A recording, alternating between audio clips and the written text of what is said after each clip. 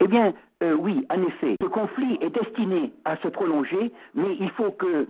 remarquer aussi un côté positif de ce conflit, c'est qu'il peut, disons, permettre une solution politique du conflit entre la Russie et la malheureuse Tchétchénie qui a été écrasée par le colonialisme russe. En effet, de nombreux Tchétchènes, vous le savez, donnent de l'aide à l'Ossétie. Et je crois que de ce point de vue, nous pouvons attendre des conséquences raisonnables dans la conduite russe vis-à-vis justement de cette malheureuse population, c'est-à-dire l'abandon de la politique antérieure de domination. Je crois que ce conflit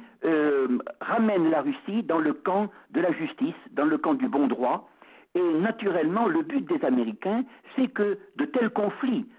puisse s'élargir. En réalité, nous pensons qu'il y a une chance inverse, c'est que, disons, le droit l'emporte et que la situation de la Géorgie qui a voulu, disons, se mettre au service des intérêts américains ne soit l'occasion justement d'une prise de conscience de la part des peuples de l'ancienne Union soviétique du danger justement de céder à de telles illusions. Le but de la politique géorgienne est d'appeler à son secours la puissance américaine, c'est-à-dire de donner à celle-ci l'occasion d'intervenir, de mettre le pied dans cette région du monde et d'ouvrir avec la Russie un champ de bataille, disons,